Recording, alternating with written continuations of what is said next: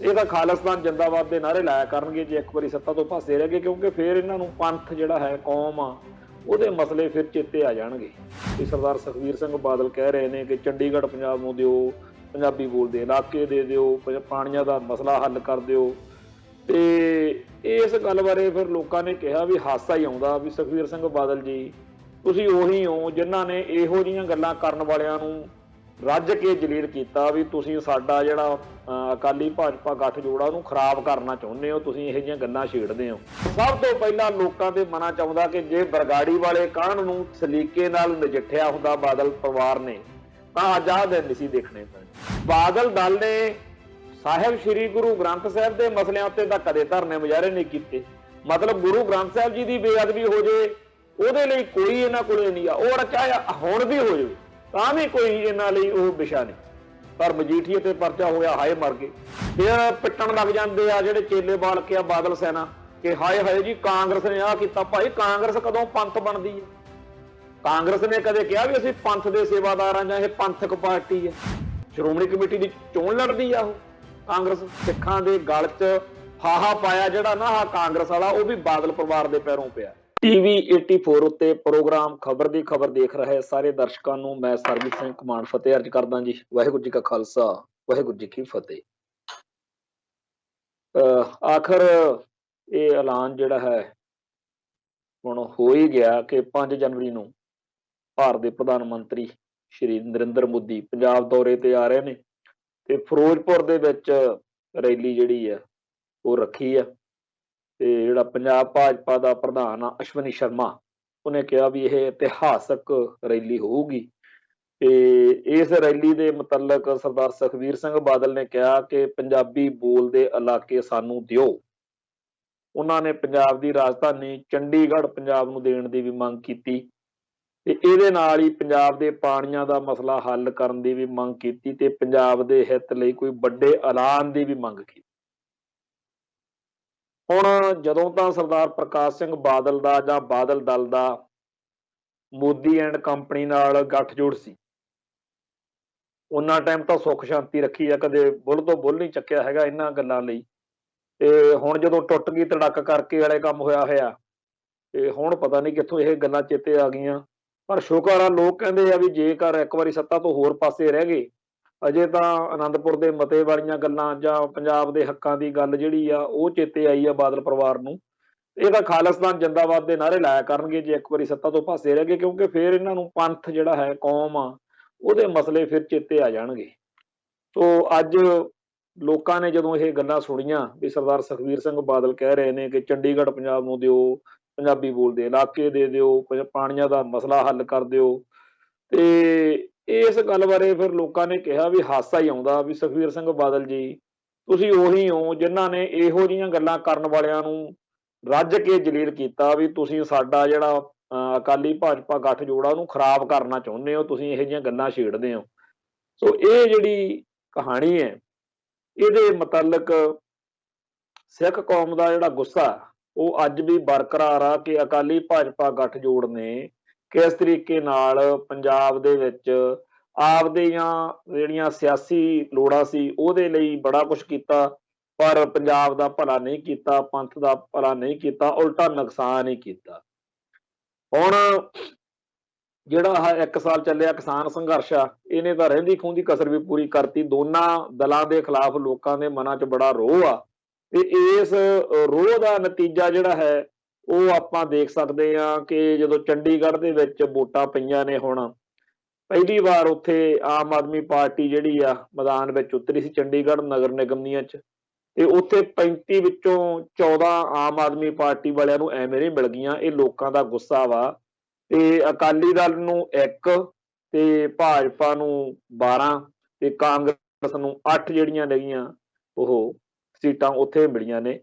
ਤੇ ਸਾਫ਼ ਦਿਖਦਾ ਹੈਗਾ ਬਈ ਭਾਵੇਂ 19 ਜਿਹੜਾ ਹੈ, 19 ਦਾ ਅੰਕੜਾ ਤਾਂ ਹੀ ਉਸ ਮੇਅਰ ਜਿਹੜਾ ਹੈਗਾ ਉਹਨਾਂ ਦਾ ਬਣਨਾ ਸੀ।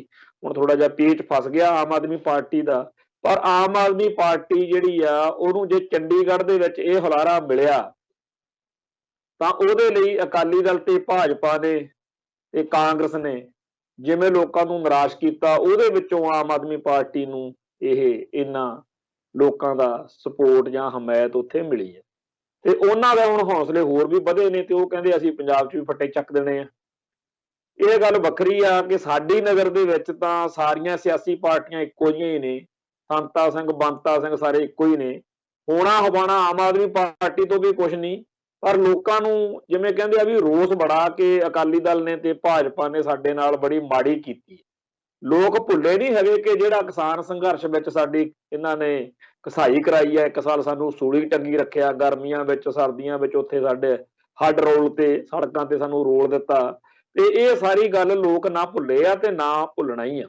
ਬਾਕੀ ਜਿਹੜੀਆਂ 700 ਦੇ ਕਰੀਬ ਉੱਥੇ ਸ਼ਹਾਦਤਾਂ ਹੋਈਆਂ, ਜਾਨਾਂ ਗਈਆਂ, ਖਾਸ ਤੌਰ ਤੇ ਲਖੀਮਪੁਰ ਖੀਰੀ ਵਾਲੀ ਗੱਲ, ਤੇ ਜਿਹੜੀ ਸਭ ਤੋਂ ਖਤਰਨਾਕ ਗੱਲ ਵਾਪਰੀ ਕਿ ਬੇਅਦਬੀ ਕਰਨ ਲਈ ਉਹਦੇ ਵਾਸਤੇ ਭਾਜਪਾ ਜਿਹੜੀ ਆ ਦੋਸ਼ੀਆਂ ਵਾਲੇ ਕਟਹਿਰੇ 'ਚ ਖੜੀ ਆ।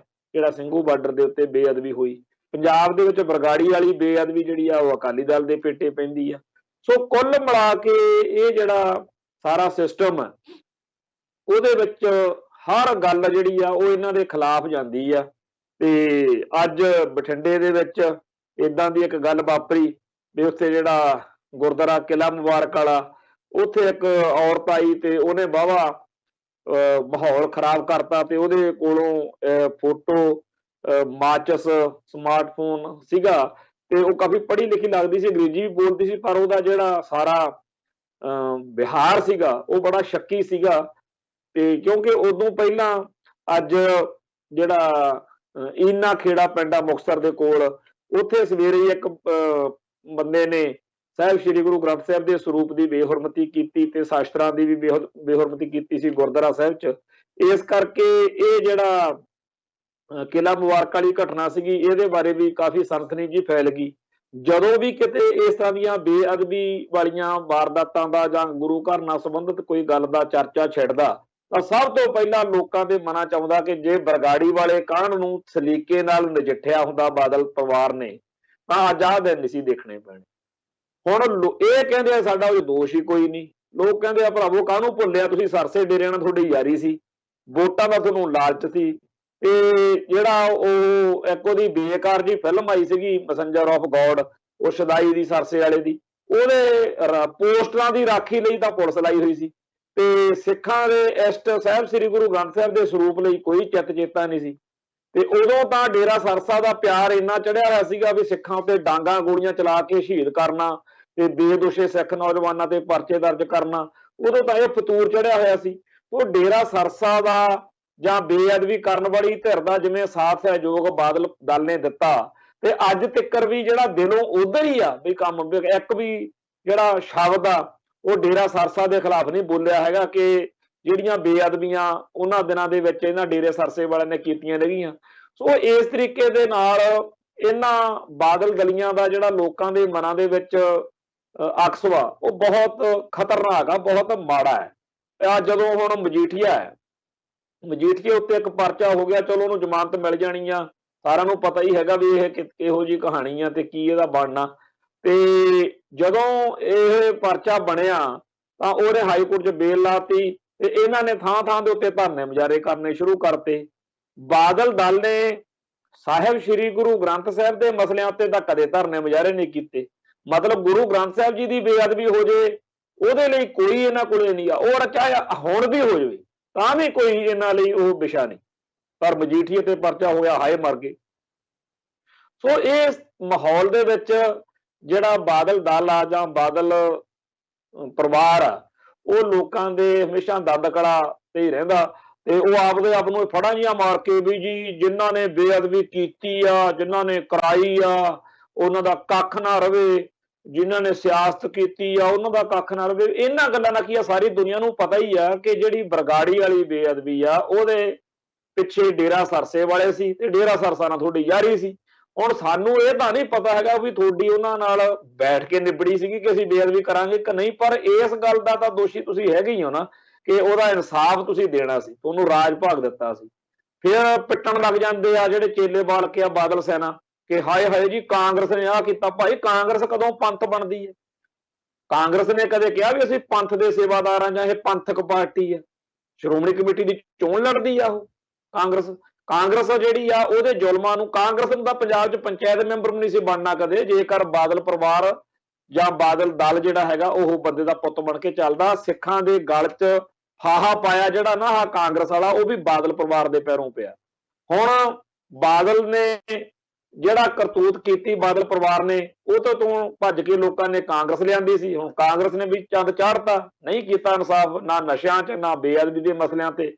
ਹੁਣ ਲੋਕ ਜਿਹੜੇ ਆ ਕਿਸੇ ਪਾਸੇ ਨੂੰ ਹੋਰ ਤੁਰ ਜਾਣਗੇ। ਪਰ ਉਧਰੋਂ ਚਾਹੇ ਉਹ ਕਾਂਗਰਸ ਤੇ ਚਾਹੇ ਜਿਹੜਾ ਹੈਗਾ ਭਾਜਪਾ ਤੇ ਚਾਹੇ ਬਾਦਲ ਦਲ ਆ, ਇਹਨਾਂ ਸਾਰਿਆਂ ਦੇ ਵਿੱਚ ਇਸ ਵੇਲੇ ਇੱਕ ਹੋੜ ਲੱਗੀ ਹੋਈ ਆ ਵੀ ਆਪਾਂ ਸਭ ਤੋਂ ਵੱਧ ਵੋਟ ਲੈਣੀ ਹੈ। ਸਰਕਾਰ ਦਾ ਦਿਖਦਾ ਹੀ ਆ ਵੀ ਰਲ ਮਿਲ ਕੇ ਬਣੂਗੀ ਸਾਂਝੀ ਸਰਕਾਰ। ਜਿਵੇਂ ਆਹ ਚੰਡੀਗੜ੍ਹ ਪੇਚਾ ਜਿਹਾ ਪਿਆ ਹੋਇਆ ਵੀ ਸਰ ਬਹੁਤ ਸੰਮਤੀ ਤਾਂ ਕਿਸੇ ਨੂੰ ਵੀ ਨਹੀਂ ਮਿਲੀ, ਉਦਾਂ ਆਮ ਆਦਮੀ ਪਾਰਟੀ ਸਭ ਤੋਂ ਵੱਡੀ ਧਿਰ ਜਿਹੜੀ ਹੈਗੀ ਆ ਉਹ ਜ਼ਰੂਰ ਬਣ ਗਈ ਹੈ। ਤੇ ਇਸ ਮਾਹੌਲ ਦੇ ਵਿੱਚ ਅੱਜ ਕੱਲ੍ਹ ਬੜੀ ਇੱਕ ਭੇਡ ਚਾਲ ਚੱਲੀ ਹੋਈ ਆ ਵੀ ਅੱਜ ਰੋਜ਼ ਖਬਰਾਂ ਲੱਗਦੀਆਂ ਨੇ ਕਿ ਫਲਾਨਾ ਕਾਂਗਰਸ ਵਿੱਚੋਂ ਭਾਜਪਾ 'ਚ ਗਿਆ, ਫਲਾਨਾ ਅਕਾਲੀ ਦਲ ਵਿੱਚੋਂ ਭਾਜਪਾ 'ਚ ਗਿਆ, ਫਲਾਨਾ ਆਮ ਆਦਮੀ ਪਾਰਟੀ 'ਚੋਂ ਫਲਾਨੇ ਪਾਰਟੀ 'ਚ ਗਿਆ। ਇਹ ਜਿਹੜਾ ਸਾਰਾ ਕੁਝ ਚੱਲ ਰਿਹਾ, ਇਹਦੇ ਬਾਰੇ ਜਿੱਥੇ ਤੱਕ ਮੇਰਾ ਹਿਸਾਬ ਕਿਤਾਬ ਆ, ਮੈਂ ਤਾਂ ਇਹ ਕਹਿੰਦਾ ਹੈਗਾ ਵੀ ਨਾ ਤਾਂ ਇਹ ਪੰਥ ਦੇ ਭਲੇ ਲਈ ਆ ਸਾਰੇ ਲੋਕ, ਨਾ ਇਹ ਪੰਜਾਬ ਦੇ ਭਲੇ। ਪਹਿਲੋਂ ਵੀ ਕਿਹੜਾ ਇਹਨਾਂ ਨੂੰ ਕੋਈ ਪੰਜਾਬ ਦਾ ਜਾਂ ਪੰਥ ਦਾ ਸੀ, ਇਹ ਸਾਰੇ ਸਿਆਸੀ ਖਿਡਾਰੀ ਆ। ਇਹਨਾਂ ਨੇ ਇਹ ਛਾਲਾਂ ਜਿਹੜੀਆਂ ਬੰਦ ਟਪੂਸੀਆਂ ਨੇ ਉਹ ਆਪਦੇ ਸਵਾਰਥਾਂ ਲਈ ਮਾਰਨੀਆਂ ਨੇ। ਇਹਨਾਂ ਨੂੰ ਜੇ ਕੋਈ ਕਹੇ ਕਿ ਪੰਥ ਲਈ ਜਾਂ ਪੰਜਾਬ ਲਈ ਇਹਨਾਂ ਦੇ ਦਿਮਾਗ 'ਚ ਕੋਈ ਗੱਲ ਹੋ ਸਕਦੀ ਆ, ਇਹ ਬਿਲਕੁਲ ਨਹੀਂ। ਇਹਨਾਂ ਦਾ ਹਿਸਾਬ ਕਿਤਾਬ ਸਿੱਧਾ ਤੇ ਸਪਸ਼ਟ ਆ ਵੀ ਨਜ਼ਾਰੇ ਲਓ। ਤੇ ਹਾਸਾ ਬੜਾ ਆਉਂਦਾ ਇਹਨਾਂ ਦੀਆਂ ਗੱਲਾਂ ਤੇ। ਪਰਮਿੰਦਰ ਸਿੰਘ ਢੀਂਡਸੇ ਦਾ ਅੱਜ ਇੱਕ ਬਿਆਨ ਆਇਆ, ਕਿਉਂਕਿ ਕੱਲ ਇਹਨਾਂ ਦੀ ਹੋ ਗਈ ਹੈ ਨਾ, ਮਤਲਬ ਕੈਪਟਨ ਅਮਰਿੰਦਰ ਸਿੰਘ ਢੀਂਡਸੇ ਦੀ ਤੇ ਬੀਜੇਪੀ ਦੇ ਲੀਡਰਾਂ ਦੀ, ਅਮਿਤ ਸ਼ਾਹ ਹੋਣਾ ਦੀ ਕੱਲ ਆਪਸ ਵਿੱਚ ਬਹਿ ਕੇ ਨਿਬੜ ਗਈ ਆ ਵੀ ਆਪਾਂ ਰਲ ਮਿਲ ਕੇ ਚੋਣ ਲੜਨੀ ਆ। ਚਲੋ ਉਹ ਤਾਂ ਉਹਨਾਂ ਦਾ ਆਪਦਾ ਹੈਗਾ, ਪਰ ਢੀਂਡਸੇ ਦਾ ਅੱਜ ਬਿਆਨ ਆ, ਕਹਿੰਦਾ ਪੰਜਾਬ ਦੇ ਚੰਗੇ ਭਵਿੱਖ, ਖੁਸ਼ਹਾਲੀ ਅਤੇ ਸਿੱਖ ਪੰਥ ਦੇ ਮਸਲੇ ਹੱਲ ਕਰਵਾਉਣ ਲਈ ਬੀਜੇਪੀ ਨਾਲ ਗੱਠਜੋੜ ਕੀਤਾ। ਤੇ ਕਹਿੰਦੇ ਅਸੀਂ ਤਾਂ ਜੀ ਜਿਹੜੇ ਸਿੱਖਾਂ ਦੇ ਬੜੇ ਲੰਮੇ ਸਮੇਂ ਤੋਂ ਮਸਲੇ ਜਿਹੜੇ ਆ ਉਹ ਲਮਕਦੇ ਆ ਰਹੇ ਨੇ ਨਾ, ਉਹ ਹੱਲ ਕਰਵਾਉਣ ਲਈ ਭਾਜਪਾ ਨਾਲ ਜਿਹੜਾ ਹੈ ਗੱਠਜੋੜ ਕੀਤਾ। ਇਹੋ ਜਿਹੀਆਂ ਗੱਲਾਂ ਤਾਂ ਬਾਦਲ ਪਰਿਵਾਰ ਵੀ ਕਰਦਾ ਰਿਹਾ ਕਿ ਪੰਜਾਬ ਦੇ ਭਲੇ ਲਈ ਕੀਤਾ। ਹੁਣ ਢੀਂਡਸਾ ਸਾਹਿਬ ਦੇਖ ਲਾਂਗੇ ਕੀ ਲੰਡਰ ਲਾਉਂਦੇ ਆ। ਤੇ ਕੈਪਟਨ ਤਾਂ ਅਸੀਂ ਦੇਖ ਹੀ ਲਿਆ, 4.5 ਸਾਲ ਬੈਠਾ ਰਿਹਾ ਕੁੰਡਲੀ ਮਾਰ ਕੇ, ਨਾ ਕੋਈ ਗੱਲ ਨਾ ਕੋਈ ਬਾਤ, ਕੁਛ ਨਹੀਂ ਕੀਤਾ। ਤੋ ਜਿਹੜਾ ਇਹ ਅੱਜ ਕੱਲ ਸਾਰੇ ਕਹਿੰਦੇ ਆ ਕਿ ਜੀ ਪੰਜਾਬ ਦੀ ਭਲਾਈ ਲਈ ਮੈਂ ਤਾਂ ਫਲਾਨੀ ਪਾਰਟੀ ਛੱਡੀ ਹੈ, ਪੰਜਾਬ ਦੀ ਭਲਾਈ ਲਈ ਮੈਂ ਫਲਾਨੀ ਪਾਰਟੀ 'ਚ ਚਲੇ ਗਿਆ। ਅੱਜ ਇੱਕ ਬੜੀ ਲੰਬੀ ਚੌੜੀ ਢੇਰੀ ਡਿੱਗੀ ਆ ਭਾਜਪਾ 'ਚ। ਫਤਿਹ ਜੰਗ ਸਿੰਘ ਬਾਜਵਾ ਕਾਂਗਰਸ ਦਾ ਵਿਧਾਇਕ ਆ, ਬਲਵਿੰਦਰ ਸਿੰਘ ਲਾਡੀ ਕਾਂਗਰਸ ਦਾ ਵਿਧਾਇਕ ਆ, ਇੱਕ ਦਿਨੇਸ਼ ਮੂੰਗੀਆ ਸਾਬਕਾ ਕ੍ਰਿਕਟਰ ਦਾ, ਗੁਰਤੇਜ ਸਿੰਘ ਸਾਬਕਾ ਵਿਧਾਇਕ ਆ ਅਕਾਲੀ ਦਲ ਦਾ, ਕਮਲ ਬਖਸ਼ੀ ਸਾਬਕਾ member SS board Punjab, Madhumeet advocate, Jagdeep Singh Dhaliwal ਨਗਰ ਨਿਗਮ ਮੈਂਬਰ, ਤੇ ਸਰਦਾਰ ਰਾਜਦੇਵ ਸਿੰਘ ਖਾਲਸਾ ਸਾਬਕਾ MP ਆ। ਪਿਛਲੇ ਦਿਨੀ ਆਪਾਂ ਰਾਜਦੇਵ ਸਿੰਘ ਖਾਲਸਾ ਬਾਰੇ ਗੱਲ ਕੀਤੀ ਸੀ। 1999 ਵਾਲੀਆਂ ਇਲੈਕਸ਼ਨਾਂ ਸੀਗੀਆਂ, ਉਹਦੇ ਵਿੱਚ ਸਰਦਾਰ ਰਾਜਦੇਵ ਸਿੰਘ ਖਾਲਸਾ ਜਿਹੜੇ ਆ ਉਹ ਬਰਨਾਲੇ ਇਲਾਕੇ ਤੋਂ, ਸੰਗਰੂਰ ਲੋਕ ਸਭਾ ਹਲਕਾ, ਇੱਥੋਂ ਇਹਨਾਂ ਨੂੰ MP ਦੀ ਜਿਹੜੀ ਸੀ ਜਿੱਤ ਪੰਥ ਨੇ ਬਖਸ਼ੀ ਸੀ। ਕਿਉਂਕਿ ਜਿਹੜਾ ਸੀਗਾ ਆਪਣੇ ਲੌਂਗੋਵਾਲ ਮਰਡਰ ਕੇਸ ਸਮੇਤ ਹੋਰ ਬਹੁਤ ਸਾਰੇ ਜਿਹੜੇ ਖਾੜਕੂ ਸੰਘਰਸ਼ ਦੇ ਕੇਸ ਸੀਗੇ ਉਹਨਾਂ ਨੇ ਲੜੇ ਸੀ ਤੇ ਚੰਗੇ ਮਤਲਬ ਪੰਥਕ ਤੌਰ ਤੇ ਸੀ। ਪਰ ਇਹ ਚਲੇ ਗਏ ਬਾਅਦ ਵਿੱਚ RSS ਨਾਲ। ਉਦੋਂ ਇਹੋ ਜਿਹੀਆਂ ਫੜਾਂ ਮਾਰਿਆ ਕਰਨ ਵੀ ਮਤਲਬ ਜੀ ਵੀ ਦੱਸੋ ਤਾਂ ਸਹੀ ਕਦੋਂ ਕਿਹੜੀ ਗੱਲ ਮਾੜੀ ਕੀਤੀ ਆ। ਤੇ ਥੋੜਾ ਟਾਈਮ ਬਾਅਦ ਹੀ ਮੈਨੂੰ ਉਦੋਂ ਕਈਆਂ ਨੇ ਕਿਹਾ, ਕਹਿੰਦੇ ਜੀ ਬਾਹਲਾ ਨਾ ਇਹਨੂੰ, ਇਹ ਤੁਹਾਨੂੰ ਪਤਾ ਹੀ ਆਪਣੇ ਨਾਲ ਵਰਤਿਆ ਹੈ ਬੰਦਾ, ਬਈ ਬਾਹਲਾ ਟਾਈਮ ਤਾਂ ਇਹਨੇ ਕੱਟਣਾ ਨਹੀਂ ਹੈਗਾ ਤੇ ਆਪਾਂ ਕਾਹਨੂੰ ਮਾੜਾ ਚੰਗਾ ਬੋਲਣਾ। ਪਰ ਚਲੋ ਜਿੰਨੀ ਰੱਬ ਰੱਖਦੀ ਗੱਲ ਉਹ ਅਸੀਂ ਕਰਦੇ ਸੀ। ਜਦ ਨੂੰ 6 ਮਹੀਨਿਆਂ ਬਾਅਦ ਹੀ ਇਹ ਦੂਜੇ ਪਾਸੇ ਨੂੰ ਘੁੰਮ ਗਿਆ ਵੀ ਰਾਸ਼ਟਰੀ ਸਿੱਖ ਸੰਗਤ ਜਾਂ RSS ਦਾ ਏਜੰਡਾ ਸਿੱਖੀ ਲਈ ਬੜਾ ਮਾੜਾ, ਇਹ ਤਾਂ ਪੰਥ ਦੇ ਦੁਸ਼ਮਣ ਆ। ਉਹ ਅੱਜ ਇਹਨਾਂ ਨੇ ਫੇਰ ਛਾਲ ਮਾਰੀ ਆ BJP 'ਚ। ਉਹ ਬੁੱਢੀ ਉਮਰੇ ਮਤਲਬ ਜਦੋਂ ਪੂਰਾ ਹੈ ਨਾ ਆਖਰੀ ਜਿਹੜਾ ਦੌਰ ਚੱਲ ਰਿਹਾ ਉਮਰ ਦਾ, ਉਸ ਉਮਰ ਦੇ ਵਿੱਚ ਇਸ ਤਰ੍ਹਾਂ ਦੀਆਂ ਟਪੂਸੀਆਂ ਜਿਹੀਆਂ ਮਾਰ ਕੇ ਇਦਾਂ ਦੇ ਲੋਕ ਜਿਹੜੇ ਨੇ, ਇਹ ਇੱਕ ਪਾਸੇ ਤਾਂ ਹੁਣੇ ਹੀ ਸਾਰੇ ਪੰਜਾਬ ਦੇ ਆਮ ਜਿਹੜਾ ਲੋਕ ਆ ਨਾ ਜੀ, ਆਮ ਬੰਦਿਆਂ ਨੂੰ ਤਾਂ ਦਿਖਦਾ ਹੈਗਾ ਉਹ 700-800 ਲਾਸ਼ਾਂ ਜਿਹੜੀਆਂ BJP ਦੇ ਕਰਕੇ ਗਈਆਂ ਨੇ। ਤੇ BJP ਨੇ ਜੋ ਪੰਥ ਤੇ ਪੰਜਾਬ ਨਾਲ ਕੀਤਾ ਪਿਛਲੇ ਦੌਰ ਵਿੱਚ, ਜਿਹੜਾ ਇਹਨਾਂ ਦਾ ਏਜੰਡਾ ਹੈ, ਜਿਵੇਂ ਅਡਵਾਨੀ ਨੇ ਆਪਦੀ ਕਿਤਾਬ 'ਚ ਲਿਖਿਆ ਵੀ ਇੰਦਰਾ ਗਾਂਧੀ ਤਾਂ ਮੰਨਦੀ ਨਹੀਂ ਸੀ ਅਸੀਂ ਕਰਾਇਆ ਅਟੈਕ, ਲੋਕ ਕਿਤੇ ਭੁੱਲ ਗਏ ਆ ਉਹ ਗੱਲ। ਜਾਂ ਜਿਹੜਾ ਕੁਛ ਇਹਨਾਂ ਨਾਲ BJP ਨੇ ਬਾਦਲ ਪਰਿਵਾਰ ਨਾਲ ਰਲ ਕੇ ਕੀਤਾ ਉਹ ਕਿਹੜਾ ਭੁੱਲ ਗਏ ਆ। ਤੇ ਜਿਹੜਾ ਕਿਸਾਨ ਸੰਘਰਸ਼ ਦੌਰਾਨ ਜਿਸ ਤਰੀਕੇ ਦਾ ਮਾੜੇ ਚੰਗੇ ਸ਼ਬਦ ਬੋਲੇ ਆ ਉਹ ਵੀ ਨਹੀਂ ਭੁੱਲੇ।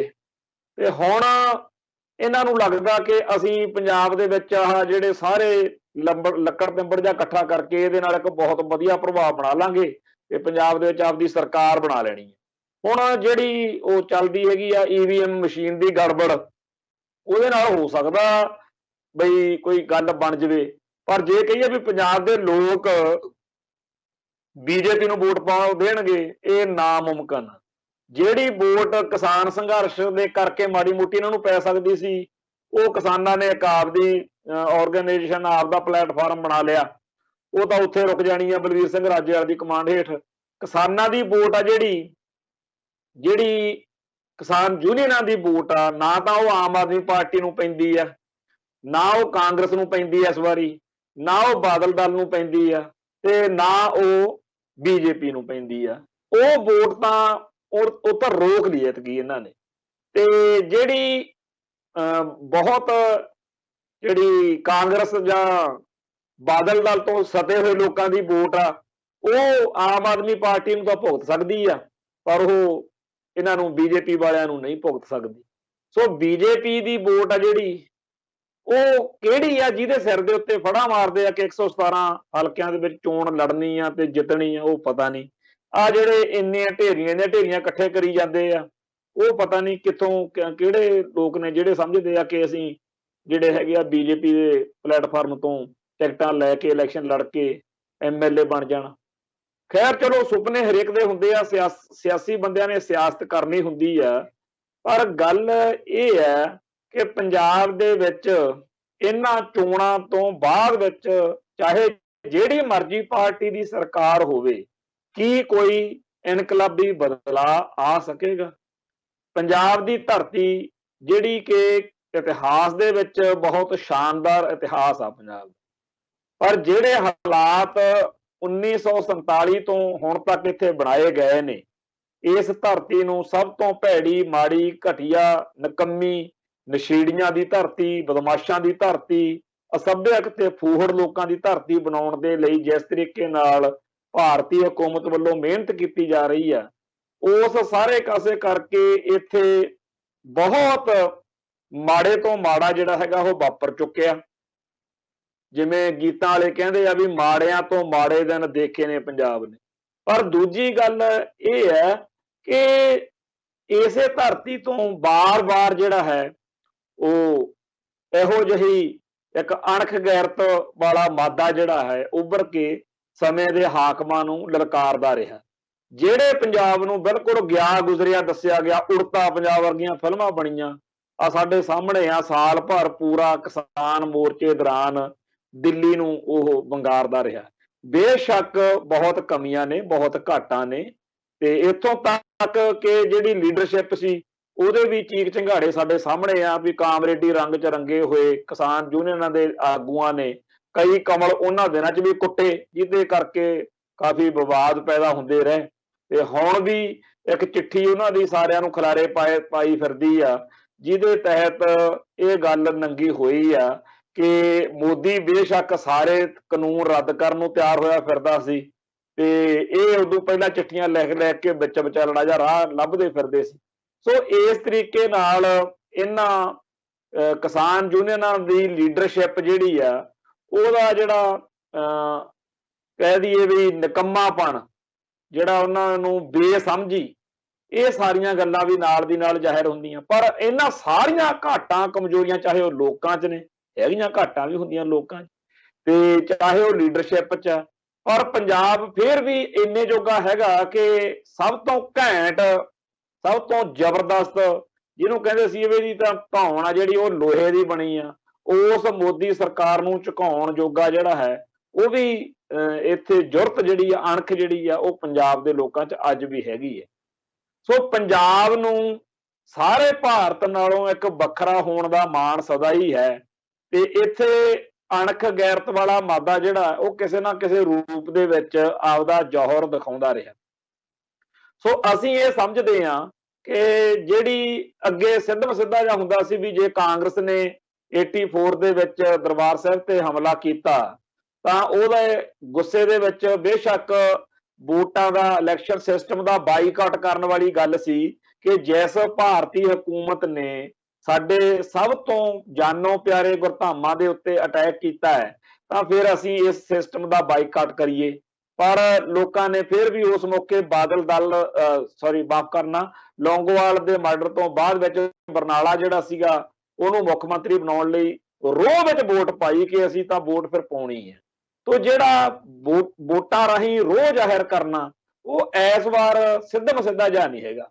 ਜਿਹੜੇ ਲੋਕ ਬੀਜੇਪੀ ਦੇ ਵਧੀਕੀਆਂ ਤੋਂ, ਬੇਇਨਸਾਫੀਆਂ ਤੋਂ, ਪੁੱਠੇ ਚੱਜਾਂ ਤੋਂ ਦੁਖੀ ਆ, ਉਹ ਉਸ ਰੋਹ ਨੂੰ ਕਿਹਨੂੰ ਵੋਟ ਪਾਉਣ, ਕਿਉਂਕਿ ਸਿੱਧੀ ਸਿੱਧੀ ਤਾਂ ਗੱਲ ਹੈ ਨਹੀਂ ਕਿ ਜੀ ਇਹ ਤੋਂ ਗੁੱਸੇ ਆ ਬੀਜੇਪੀ ਤੋਂ, ਚਲੋ ਜੀ ਆਪਾਂ ਬਾਦਲ ਦਲ ਨੂੰ ਪਾ ਦਿੰਦੇ, ਇਹੋ ਜਿਹੀ ਤਾਂ ਗੱਲ ਕੋਈ ਹੈ ਨਹੀਂ। ਤੇ ਐਵੇਂ ਹੀ ਜਦੋਂ ਬਾਦਲ ਦਲ ਤੋਂ ਗੁੱਸੇ ਆ, ਬਾਦਲ ਦਲ ਤੋਂ ਨਿਰਾਸ਼ ਆ, ਬਾਦਲ ਦਲ ਤੋਂ ਉਹਦੀਆਂ ਹਰਕਤਾਂ ਤੋਂ ਔਖੇ ਆ, ਤਾਂ ਵੋਟ ਕਿਹਨੂੰ ਪਾਈਏ ਇਹ ਨਹੀਂ ਦਿਖ ਰਿਹਾ। ਐਵੇਂ ਜਿਹੜਾ ਕਾਂਗਰਸ ਤੋਂ ਨਾਰਾਜ਼ ਤੇ ਨਿਰਾਸ਼ ਆ ਉਹ ਸਿੱਧਮ ਸਿੱਧਾ ਨਹੀਂ ਉਹਦੇ ਸਾਹਮਣੇ ਹੈਗਾ ਕਿ ਜੇ ਕਾਂਗਰਸ ਨੂੰ ਵੋਟ ਨਹੀਂ ਪਾਉਣੀ ਤਾਂ ਫਲਾਣੇ ਨੂੰ ਪਾ ਦਿਓ।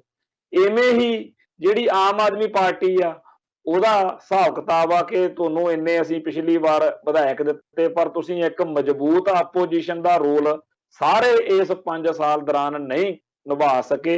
ਉਲਟਾ ਜਿਹੜਾ ਬਿਲਕੁਲ ਹੀ ਘੱਟ ਨਗੂਣੀ ਜੀ ਵਿਧਾਇਕਾਂ ਵਾਲੀ ਪਾਰਟੀ ਸੀਗੀ ਬਾਦਲ ਦਲ, ਇਹ ਜ਼ਰੂਰ ਉੱਥੇ ਕਿਸੇ ਨਾ ਕਿਸੇ ਤਰੀਕੇ ਨਾਲ ਰੈਕੋਗਨਾਈਜੇਸ਼ਨ ਆਪਦੀ ਲੈਂਦੇ ਰਹੇ।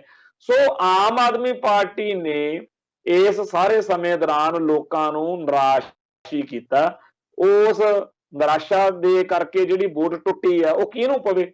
ਸੋ ਪੰਜਾਬ ਦੇ ਲੋਕਾਂ ਕੋਲ ਇਹ ਤਾਂ ਹੈਗਾ ਕਿ ਮੈਂ ਜੀ ਬਾਦਲ ਦਲ ਨੂੰ ਵੋਟ ਨਹੀਂ ਪਾਉਣੀ, ਆਹ ਕਾਰਨ ਨੇ, ਮੈਂ ਬੀਜੇਪੀ ਨੂੰ ਵੋਟ ਨਹੀਂ ਪਾਉਣੀ, ਆਹ ਕਾਰਨ ਨੇ, ਮੈਂ ਆਮ ਆਦਮੀ ਪਾਰਟੀ ਨੂੰ ਵੋਟ ਨਹੀਂ ਪਾਉਣੀ, ਉਹਦੇ ਆਹ ਕਾਰਨ ਨੇ, ਮੈਂ ਕਾਂਗਰਸ ਨੂੰ ਵੋਟ ਨਹੀਂ ਪਾਉਣੀ, ਉਹਦੇ ਆਹ ਕਾਰਨ ਨੇ। ਪਰ ਫਿਰ ਵੋਟ ਪਾਈਏ ਕਿਹਨੂੰ, ਇਹ ਜਿਹੜਾ ਹੈ ਬੜਾ ਟੇਢਾ ਸਵਾਲ ਆ। ਸੋ ਜਿਹੜਾ ਇਲੈਕਸ਼ਨਾਂ ਦੇ ਚੱਕਰ ਦੇ ਵਿੱਚ ਇੱਥੇ ਆਉਣ ਵਾਲਾ ਹੁਣ ਜਿਹੜਾ ਸਮਾਂ ਪਿਛਲੇ 2-3 ਮਹੀਨੇ ਜਿਹੜੇ ਅਗਲੇ ਆ ਰਹੇ ਨੇ, ਜਦੋਂ ਤੱਕ ਨਵੀਂ ਸਰਕਾਰ ਬਣ ਨਹੀਂ ਜਾਂਦੀ, ਬੜਾ ਕੁਝ ਇਹੋ ਜਿਹਾ ਸਾਡੇ ਸਾਹਮਣੇ ਵਾਪਰੇਗਾ ਜਿਹੜਾ ਅਜੀਬੋ ਗਰੀਬ ਮਤਲਬ ਆਪਾਂ ਸਮਝ ਸਕਦੇ ਹਾਂ ਕਿ ਉਹਦੇ ਬਾਰੇ ਕੋਈ ਪਹਿਲੋਂ ਟਿੱਪਣੀ ਕਰਨੀ।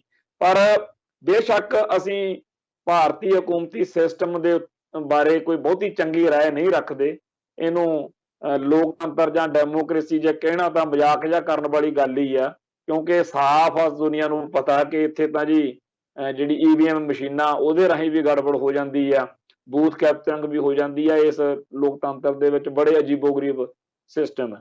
ਪਰ ਫਿਰ ਵੀ ਇਹਦੇ ਬਾਵਜੂਦ ਜਦੋਂ ਹੁਣ ਵੋਟਾਂ ਦਾ ਸਾਰਾ ਖਲਜਗਨ ਸਾਡੇ ਸਾਹਮਣੇ ਖੜਾ, ਤਾਂ ਆਉਣ ਵਾਲੇ ਦਿਨਾਂ ਦੇ ਵਿੱਚ ਇਹ ਰੌਣਕਾਂ ਲੱਗਣੀਆਂ ਨੇ ਤੇ ਹਜੇ ਸਥਿਤੀ ਹੋਰ ਸਪਸ਼ਟ ਹੋਊਗੀ।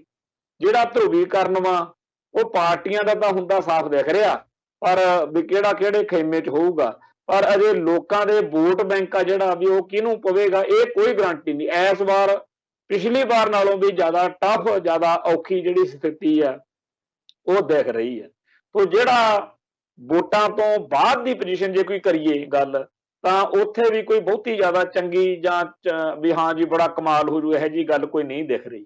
ਫਿਰ ਆਪਾਂ ਇਹ ਚਰਚਾ ਜਿਹੜੀ ਅੱਜ ਕਰ ਰਹੇ ਹਾਂ ਉਹਦਾ ਸੈਂਟਰ ਐਕਸਲ, ਅੱਜ ਉਹਦਾ ਕੋਰ ਕੀ ਹੈ, ਉਹ ਇਹ ਹੈ ਕਿ ਬੜੀ ਚਰਚਾ ਹੋ ਰਹੀ ਆ ਕਿ ਭਾਰਤ ਦੇ ਪ੍ਰਧਾਨ ਮੰਤਰੀ ਨੇ ਆਉਣਾ। ਆਪਾਂ ਸ਼ੁਰੂ 'ਚ ਹੀ ਗੱਲ ਕੀਤੀ ਆ ਬਈ ਜਿਹੜਾ ਸੁਖਬੀਰ ਸਿੰਘ ਬਾਦਲ ਆ ਉਹਨੇ ਕਿਹਾ ਜੀ ਆਹ ਮਸਲੇ ਹੱਲ ਕਰ ਦਿਓ। ਦੂਜੇ ਪਾਸੇ ਜਿਹੜਾ ਕੈਪਟਨ ਅਮਰਿੰਦਰ ਸਿੰਘ ਆ ਉਹ ਵੀ ਕਹਿੰਦਾ ਹੈਗਾ ਕਿ ਅਸੀਂ ਪੰਜਾਬ ਦੇ ਮਸਲਿਆਂ ਲਈ, ਤੇ ਢੀਂਡਸਾ ਵੀ ਇਹੀ ਕਹਿੰਦਾ।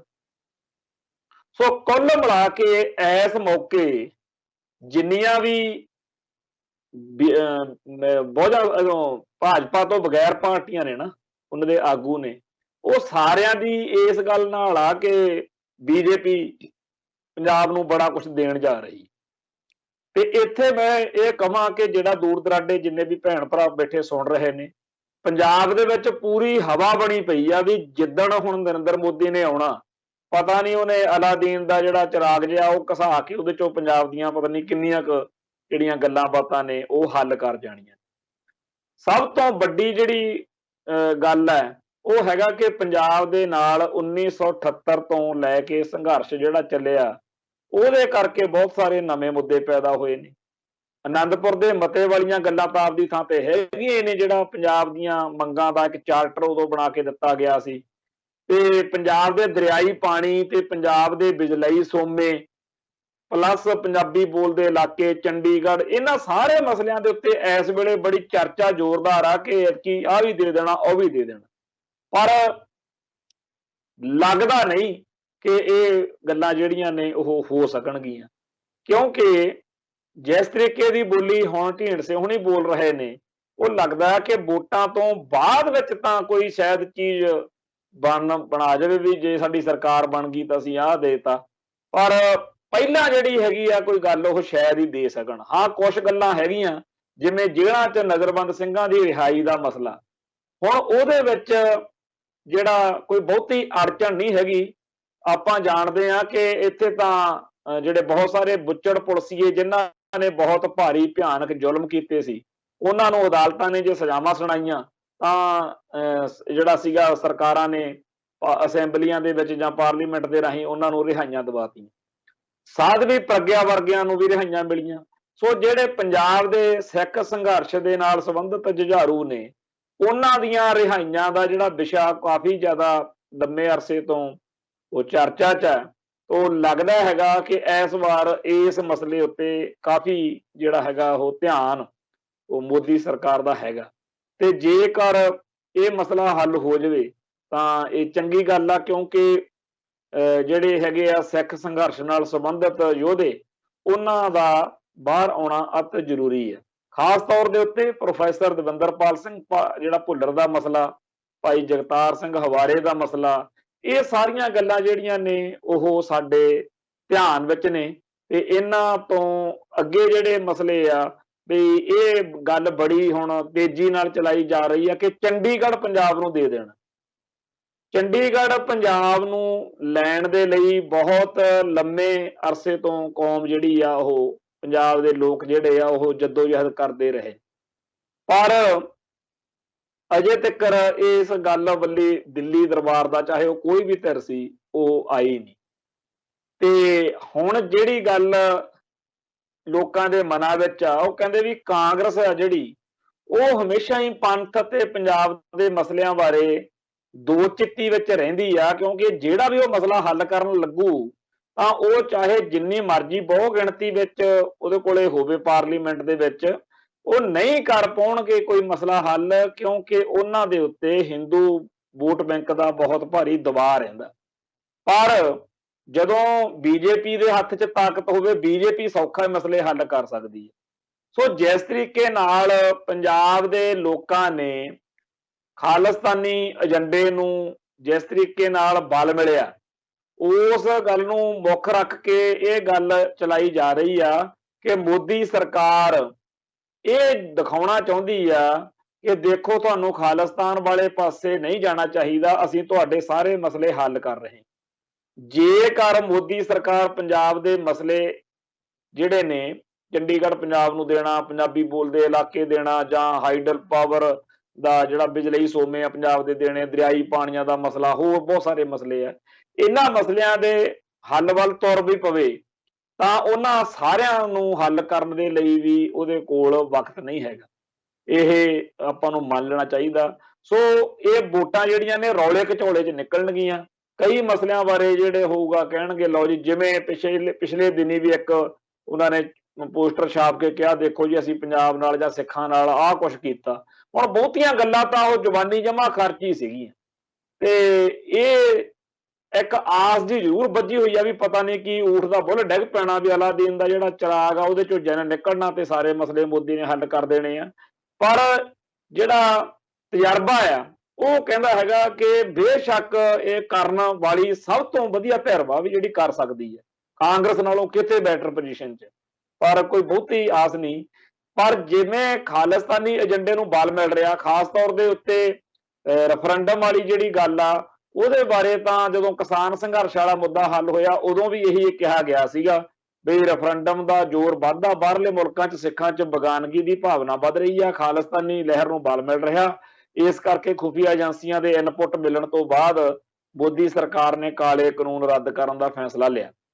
ਹੁਣ ਜੇ ਆਪਾਂ ਆ ਜਾਈਏ ਵੀ ਅੱਜ ਵੀ ਇੱਥੇ ਜਗਮੀਤ ਸਿੰਘ ਨਾਂ ਦਾ ਇੱਕ ਸਿੰਘ, ਉਹਦੀ ਮਦਰ ਨੂੰ, ਮਾਤਾ ਨੂੰ, ਤੇ ਉਹਦੇ ਪਿਤਾ ਜੀ ਨੂੰ, ਤੇ ਇੱਕ ਹੋਰ ਸਿੰਘ ਨੂੰ, ਮਤਲਬ ਉਸ ਕੇਸ ਵਿੱਚ ਇਹਨਾਂ ਨੇ ਜਿਹੜਾ ਹੈਗਾ ਪਰਚਾ ਦਰਜ ਕਰਕੇ ਉਹਨੂੰ ਗ੍ਰਿਫਤਾਰ ਕੀਤਾ, ਮਾਤਾ ਨੂੰ ਵੀ ਗ੍ਰਿਫਤਾਰ ਕੀਤਾ, ਤੇ ਉਹਨਾਂ ਬਾਰੇ ਕਿਹਾ ਕਿ ਜੀ ਇਹ ਜਿਹੜਾ ਰੈਫਰੈਂਡਮ ਆ ਉਹਦੇ ਬਾਰੇ ਕੰਮ ਕਰਦੇ ਸੀਗੇ।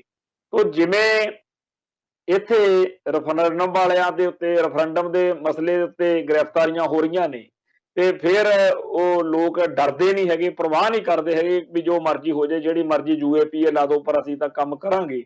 ਇਸ ਹਿਸਾਬ ਦੇ ਨਾਲ ਜੇਕਰ ਮੋਦੀ ਸਰਕਾਰ ਨੇ ਕੋਈ ਚੱਜ ਹੱਲ ਦੇ ਐਲਾਨ ਨਾ ਕੀਤੇ, ਲੋਕਾਂ ਦਾ ਗੁੱਸਾ ਖਾਰਜ ਨਾ ਹੋਇਆ, ਤਾਂ ਇਹ ਗੱਲ ਪੱਕੀ ਆ ਕਿ ਇਹਨਾਂ ਵੋਟਾਂ ਤੋਂ ਬਾਅਦ ਖਾਲਿਸਤਾਨੀ ਜਿਹੜੀ ਥ੍ਰੈਟ ਆ, ਜਿਹੜਾ ਖਾਲਿਸਤਾਨੀ ਖਤਰਾ, ਉਹ ਇੰਡੀਆ ਨੂੰ ਹੋਰ ਜ਼ਿਆਦਾ ਵੱਧ ਮਜ਼ਬੂਤੀ ਨਾਲ ਘੇਰੇਗਾ।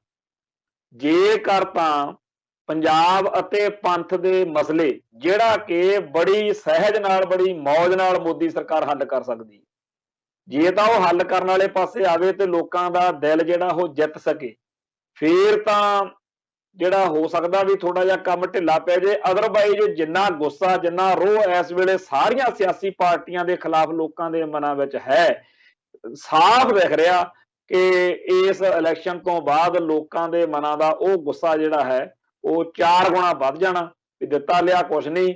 ਕਿਵੇਂ ਇਹਨਾਂ ਨੇ ਦਸੰਬਰ ਮਹੀਨੇ ਤੋਂ ਲੈ ਕੇ ਹਾਲ ਹੂਤ ਕੀਤੀ ਹੋਈ ਸੀ ਵੀ ਜੇਲ੍ਹਾਂ ਚੋਂ ਨਜ਼ਰਬੰਦ ਛੱਡਣ ਲੱਗੇ ਆ ਜੀ, ਬਸ ਜੀ ਚੰਡੀਗੜ੍ਹ ਪੰਜਾਬ ਨੂੰ ਦੇਣ ਲੱਗੇ ਆ ਜੀ, ਆਹ ਕਰ ਦੇਣਾ, ਉਹ ਕਰ ਦੇਣਾ।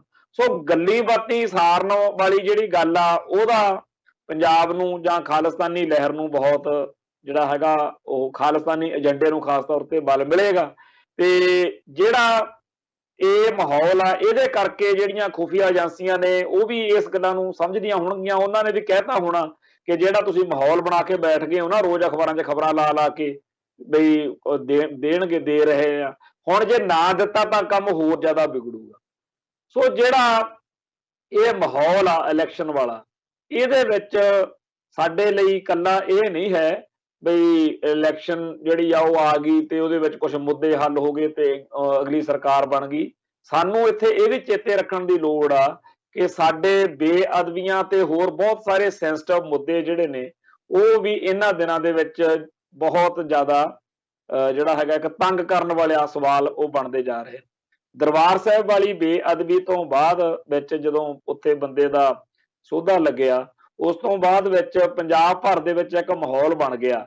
ਬੇਸ਼ੱਕ ਜਿਹੜੀ ਸੁਭਾਨਪੁਰ ਕੋਲ ਨਿਜ਼ਾਮਪੁਰ ਮੋੜ ਤੇ ਗੁਰਦੁਆਰੇ ਵਾਲੀ ਘਟਨਾ, ਉਹਦੇ ਕਈ ਪੱਖ ਜਿਹੜੇ ਨੇ ਉਹ ਹੋਰ ਸਾਹਮਣੇ ਆ ਰਹੇ ਨੇ, ਪਰ ਇੱਕ ਗੱਲ ਇਹ ਹੈ ਕਿ ਪੰਜਾਬ ਦੇ ਵਿੱਚ ਸਿੱਖ ਜਗਤ ਵਿੱਚ ਇੱਕ ਲਕੀਰ ਖਿੱਚੀ ਗਈ ਆ ਕਿ ਜਦੋਂ ਵੀ ਕੋਈ ਬੇਅਦਬੀ ਕਰਦਾ ਹੈਗਾ ਉਹਦੇ ਨਾਲ ਉਹਦਾ ਸੋਧਾ ਲਾਇਆ ਜਾਵੇ। ਅੱਜ ਜਦੋਂ ਈਨਾ ਖੇੜਾ ਵਾਲੀ ਘਟਨਾ ਜਿਹੜੀ ਮੁਕਤਸਰ ਦੇ ਕੋਲ ਇੱਕ ਗੁਰਦੁਆਰਾ ਸਾਹਿਬ ਦੇ ਵਿੱਚ ਆਪਾਂ ਗੱਲ ਕਰਕੇ ਹਟੇ ਆ ਕਿ ਉੱਥੇ ਬੇਅਦਬੀ ਕਰਨ ਵਾਲਾ ਬੰਦਾ ਫੜਿਆ ਗਿਆ, ਤੇ ਉੱਥੇ ਇਹ ਗੱਲ ਜਦੋਂ ਦੁਬਾਰਾ ਕਹੀ ਗਈ ਕਿ ਮਾਨਸਿਕ ਰੋਗੀ ਹੈ, ਤਾਂ ਫਿਰ ਉਹੀ ਗੱਲ ਚੱਲ ਪਈ ਕਿ ਜੇਕਰ ਤਾਂ ਆਪ ਸੋਧਾ ਲਾ ਦਈਏ ਤਾਂ ਠੀਕ ਆ, ਨਹੀਂ ਪੁਲਿਸ ਤਾਂ ਫਿਰ ਪਹਿਲਾਂ ਹੀ ਕਹਿ ਦਿੰਦੀ ਆ ਕਿ ਮਾਨਸਿਕ ਰੋਗੀ ਹੈ। ਜਿਹੜੀ ਬਠਿੰਡੇ ਵਾਲੀ ਆਪਾਂ ਗੱਲ ਕਰਕੇ ਹਟੇ ਆ, ਕਿਲ੍ਹਾ ਮੁਬਾਰਕ ਵਾਲੀ ਗੁਰਦੁਆਰੇ ਵਾਲੀ, ਉੱਥੇ ਵੀ ਉਹ ਔਰਤ ਬਾਰੇ ਕਹਿਤਾ ਕਿ ਜੀ ਉਹ ਤਾਂ ਮਾਨਸਿਕ ਰੋਗੀ ਹੈ। ਹੁਣ ਸਾਰੇ ਜਿਹੜੇ ਇਹ ਮਾਨਸਿਕ ਰੋਗੀ ਨੇ, ਇਹਨਾਂ ਨੂੰ ਇਕੱਲੇ ਗੁਰੂ ਘਰ ਹੀ ਦਿਖਦੇ ਆ। ਗੁਰੂ ਘਰਾਂ ਦੇ ਵਿੱਚ ਇਸ ਤਰ੍ਹਾਂ ਦੀ ਹਰਕਤ ਕਰਨੀ, ਕਰਾਉਣੀ, ਜਿਹਦੇ ਨਾਲ ਸਾਰੇ ਸਿੱਖ ਸਮਾਜ ਨੂੰ ਬੇਹੱਦ ਸੰਤਾਪ ਭੋਗਣਾ ਪਵੇ, ਇਹਨਾਂ ਨੂੰ ਇਸ ਗੱਲ ਵਾਲੇ ਪਾਸੇ ਜਿਹੜਾ ਹੈਗਾ ਕੌਣ ਤੋਰਦਾ, ਕਿਵੇਂ ਇਹ ਗੱਲ ਬਣਦੇ ਆ, ਕੀ ਇਹ ਸੱਚੀ ਜਿਹੜੇ ਮਾਨਸਿਕ ਰੋਗੀ ਨੇ? ਹੁਣ ਪਿਛਲੇ ਦਿਨੀ ਇੱਥੇ ਪੰਜ ਸਿੰਘ ਸਾਹਿਬਾਨ ਦੀ ਇੱਕ ਇਕੱਤਰਤਾ ਹੋ ਕੇ ਹਟੀ ਆ, ਜਿਹਦੇ ਵਿੱਚ ਗਿਆਨੀ ਹਰਪ੍ਰੀਤ ਸਿੰਘ ਨੇ ਕੌਮ ਨੂੰ ਸੱਦਾ ਦਿੱਤਾ ਕਿ ਤੁਸੀਂ ਜੀ ਸਾਰੇ ਇਹਨਾਂ ਮੁੱਦਿਆਂ ਦੇ ਉੱਤੇ ਡਟ ਕੇ ਪਹਿਰਾ ਕਰੋ ਗੁਰਦੁਆਰਿਆਂ 'ਚ, ਜੇ ਵੋ।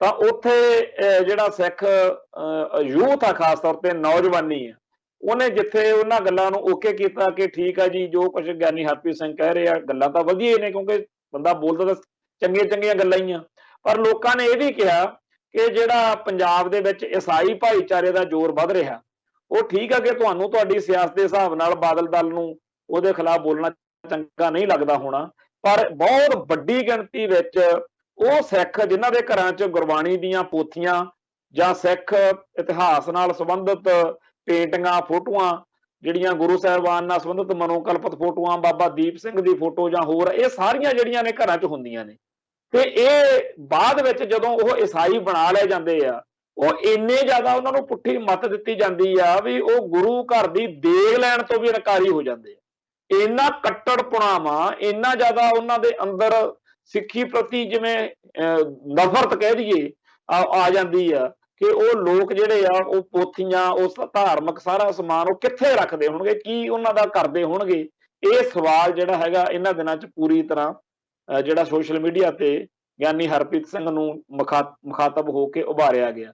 ਖਾਸ ਤੌਰ ਤੇ ਇਹ ਵੀ ਗੱਲ ਕਹੀ ਗਈ ਕਿ ਜਦੋਂ ਇਹ ਬੰਦੇ ਜਿਹੜੇ ਫੜੇ ਜਾਂਦੇ ਆ, ਇਹ ਪਤਾ ਕੀਤਾ ਜਾਵੇ ਕਿ ਉਹ ਕਿਹੜੇ ਡਾਕਟਰ ਨੇ ਜਿਨ੍ਹਾਂ ਤੋਂ, ਕਿਉਂਕਿ ਲੋਕਾਂ ਦੇ ਮਨਾਂ 'ਚ ਇਹ ਗੱਲ ਖਦਸ਼ੇ ਦੇ ਰੂਪ ਦੇ ਵਿੱਚ, ਸ਼ੱਕ ਦੇ ਰੂਪ ਦੇ ਵਿੱਚ ਦਿਨੋਂ ਦਿਨ ਮਜ਼ਬੂਤ ਹੁੰਦੀ ਜਾ ਰਹੀ ਆ ਕਿ ਪੰਜਾਬ ਦੀ ਧਰਤੀ ਉੱਤੇ ਸਾਨੂੰ ਤਾਂ ਬੇਅਦਬੀਆਂ ਵਾਲੇ ਪਾਸੇ ਉਲਝਾਤਾ, ਪਰ ਪਿੱਛੋਂ ਸੰਨ ਲਾਈ ਜਾ ਚੁੱਕੀ ਆ ਤੇ ਸਾਡੇ ਭਾਈਚਾਰੇ ਦੇ ਕਮਜ਼ੋਰ ਵਰਗ ਆ ਜਿਹੜੇ, ਖਾਸ ਤੌਰ ਤੇ ਦਲਿਤ ਸ਼੍ਰੇਣੀਆਂ, ਉਹਨਾਂ ਨੂੰ ਈਸਾਈ ਭਾਈਚਾਰਾ ਜਿਹੜਾ ਹੈਗਾ ਉਹ ਨਿਸ਼ਾਨਾ ਬਣਾ ਕੇ ਸਿੱਖੀ ਤੋਂ ਬਾਗੀ ਕਰਕੇ ਉਹਨਾਂ ਨੂੰ ਈਸਾਈ ਬਣਾ ਰਿਹਾ। ਔਰ ਹੁਣ ਗੱਲ ਕੱਲੀ ਇਹ ਨਹੀਂ ਹੈ ਕਿ ਇਕੱਲੇ ਦਲਿਤ ਭਾਈਚਾਰੇ ਨਾਲ, ਹੁਣ ਤਾਂ ਕਾਸ਼ਤਕਾਰ ਜਮਾਤਾਂ ਦੇ ਵੀ ਜਾਂ ਹੋਰ ਲੋਕ ਜਿਹੜੇ ਨੇ ਉਹ ਵੀ ਧੜਾ ਧੜ ਈਸਾਈ ਬਣ ਰਹੇ ਨੇ। ਪੰਜਾਬ ਦੇ ਗੁਰਦੁਆਰਾ ਸਾਹਿਬਾਨ ਦੇ ਵਿੱਚ ਜਿਹੜੀ ਹੈਗੀ ਆ, ਪੰਜਾਬ ਦੇ ਪਿੰਡਾਂ ਵਿੱਚ ਗੁਰਦੁਆਰਾ ਸਾਹਿਬਾਨ ਦੇ ਬਰਾਬਰ ਹੁਣ ਜਿਹੜਾ ਹੈਗਾ ਈਸਾਈ ਧਰਮ ਦੇ ਜਿਹੜੇ ਉਹ ਚਰਚ ਨੇ, ਗਿਰਜੇ ਜਿਹੜੇ ਨੇ ਉਹ ਬਣਾਏ ਜਾ ਰਹੇ। ਹੁਣ ਹਰੇਕ ਨੂੰ ਉਦਾਂ ਤਾਂ ਹੱਕ ਆ ਆਪੋ ਆਪਦੇ ਧਰਮਾਂ ਦਾ, ਪਰ ਜਿਹੜਾ ਢੰਗ ਤਰੀਕਾ ਇੱਥੇ ਅਪਣਾਇਆ ਗਿਆ ਲੋਭ ਲਾਲਚ ਦੇ ਕੇ ਜਾਂ ਕਈ ਹੋਰ ਤਰੀਕਿਆਂ ਨਾਲ ਉਹਨਾਂ ਨੂੰ ਆਪਦੇ ਧਰਮ ਤੋਂ ਬਾਗੀ ਕਰਨ ਦਾ, ਉਹਦੇ ਖਿਲਾਫ ਲੋਕਾਂ ਦੇ ਮਨਾਂ ਵਿੱਚ ਬੜਾ ਰੋਸ ਆ। ਜੇ ਕਿਤੇ ਕੋਈ ਇਹੋ ਜਿਹੀ ਗੱਲ ਨਿਕਲ ਆਈ ਕਿ ਜੀ ਜਿਹੜੀਆਂ ਬੇਅਦਬੀਆਂ ਹੋ ਰਹੀਆਂ ਨੇ ਜਾਂ ਹੋਈਆਂ ਨੇ ਉਹਦੇ ਪਿੱਛੇ ਇਸ ਜਮਾਤ ਦਾ ਕੋਈ ਕਿਸੇ ਤਰੀਕੇ ਦਾ ਕਨੈਕਸ਼ਨ ਆ, ਤਾਂ ਇਹ ਇੱਕ ਨਵਾਂ ਡਾਇਮੈਂਸ਼ਨ ਪੈਦਾ ਹੋਣ ਦੇ ਹੈ ਚਾਂਸ। ਸੋ ਜਿਹੜੀ ਗੁਰੂ ਗ੍ਰੰਥ ਸਾਹਿਬ ਜੀ ਦੀ ਬੇਅਦਬੀ ਆ, ਉਹ ਮੁੱਦਾ ਇੱਕ ਇੰਨਾ ਸੈਂਸਿਟਿਵ ਤੇ ਇੰਨਾ ਜ਼ਿਆਦਾ ਅਹਿਮ ਆ ਕਿ ਮੋਦੀ ਸਰਕਾਰ ਜਿਹੜੀ ਆ ਉਹਦੇ ਵੱਲ ਜਦੋਂ ਧਿਆਨ ਨਹੀਂ ਦੇ ਰਹੀ, ਤਾਂ ਉਹ ਵੀ ਇੱਕ ਸਿੱਖਾਂ ਦੇ ਮਨਾਂ 'ਚ ਬੜਾ ਰੋਸ ਆ। ਸੋ ਜਿਹੜਾ ਆ ਇਲੈਕਸ਼ਨ ਆ, ਇਹ ਜਿਹੜੀ ਚੋਣ ਆ ਰਹੀ ਆ, ਅੱਗੇ ਮੁੱਦੇ ਹੁੰਦੇ ਸੀ ਹੋਰ, ਐਤਕੀ ਜਿਹੜੇ ਚੰਡੀਗੜ੍ਹ ਪੰਜਾਬ ਨੂੰ ਦਿਓ ਜੀ, ਜਿਹੜਾ ਤੇ ਨਜ਼ਰਬੰਦ ਛੱਡੋ ਜੀ, ਇਹ ਸਾਰੇ ਮੁੱਦਿਆਂ ਦੇ ਨਾਲ ਇੱਕ ਬਹੁਤ ਹੀ ਜ਼ਿਆਦਾ ਗੰਭੀਰ ਮੁੱਦਾ ਉਹ ਇਹ ਬੇਅਦਬੀ ਦਾ, ਸਿੱਖਾਂ ਦੇ ਹਿੱਤਾਂ ਦਾ, ਸਿੱਖਾਂ ਦੇ ਹੱਕਾਂ ਦਾ, ਕਿ ਸਾਨੂੰ ਘੇਰ ਕੇ ਖੂੰਜੇ ਲਾਇਆ ਜਾ ਰਿਹਾ। ਕਿੱਥੇ ਤਾਂ 1947 ਮੌਕੇ ਇਸ ਮੁਲਕ ਦੀ ਲੀਡਰਸ਼ਿਪ ਨੇ ਸਿੱਖਾਂ ਨਾਲ ਵਾਅਦਾ ਕੀਤਾ ਸੀ ਕਿ ਉੱਤਰੀ ਭਾਰਤ ਵਿੱਚ ਇੱਕ ਇਹੋ ਜਿਹਾ ਖਿੱਤਾ ਘੜ ਦਿਆਂਗੇ, ਕਹਿੰਦੇ ਸੰਵਿਧਾਨ ਹੀ ਉਹਨਾਂ ਟਾਈਮ ਪਾਸ ਹੋਊਗਾ ਜਿੰਨਾ ਟਾਈਮ ਸਿੱਖ ਜਿਹੜੇ ਨੇ, ਕੋਈ ਕਾਨੂੰਨ ਪਾਸ ਹੀ ਨਹੀਂ ਹੋਇਆ ਕਰਨਾ ਜਿੰਨਾ ਟਾਈਮ। ਪਰ ਹੁਣ ਸਿੱਖਾਂ ਲਈ ਇਸ ਮਾਹੌਲ ਦੇ ਵਿੱਚ ਜਦੋਂ ਸਾਡਾ ਇਸ਼ਟ ਵੀ ਸੁਰੱਖਿਅਤ ਨਾ ਹੋਵੇ, ਬਹੁਤ ਹੀ ਔਖ ਭਰੇ ਦਿਨ ਨੇ। ਇਹਨਾਂ ਦਿਨਾਂ ਦੇ ਹਿਸਾਬ ਦੇ ਨਾਲ ਜਿਹੜੀ ਚੋਣ ਆ ਰਹੀ ਆ, ਉਹਦੇ ਵਿੱਚ ਆ ਸਿਆਸੀ ਦਲ ਤਾਂ ਆਪਦੇ ਹਿਸਾਬ ਨਾਲ ਕਿ ਫਲਾਣੇ ਨੂੰ ਲਿਆਓ, ਫਲਾਣੇ ਨੂੰ ਕੱਢ ਦਿਓ, ਫਲਾਣਾ ਆ ਗਿਆ, ਫਲਾਣਾ ਚਲੇ ਗਿਆ, ਫਲਾਣਾ ਮੁੱਦਾ। ਪਰ ਜਿਹੜਾ ਸਾਹਿਬ ਸ੍ਰੀ ਗੁਰੂ ਗ੍ਰੰਥ ਸਾਹਿਬ ਜੀ ਦਾ ਮੁੱਦਾ, ਇਹ ਇਸ ਚੋਣ ਦੌਰਾਨ ਬਹੁਤ ਹੀ ਜ਼ਿਆਦਾ ਸੈਂਸਿਟਿਵ ਤੇ ਅਹਿਮ ਮੁੱਦਾ ਬਣੇਗਾ। ਸੋ ਅੱਜ ਲਈ ਇੰਨਾ ਹੀ ਕਾਫੀ, ਕੱਲ ਫੇਰ ਮਿਲਾਂਗੇ। ਨਾਨਕ ਨਾਮ ਚੜ੍ਹਦੀ ਕਲਾ, ਤੇਰੇ ਭਾਣੇ ਸਰਬੱਤ ਦਾ ਭਲਾ। ਵਾਹਿਗੁਰੂ ਜੀ ਕਾ ਖਾਲਸਾ, ਵਾਹਿਗੁਰੂ ਜੀ ਕੀ ਫਤਿਹ।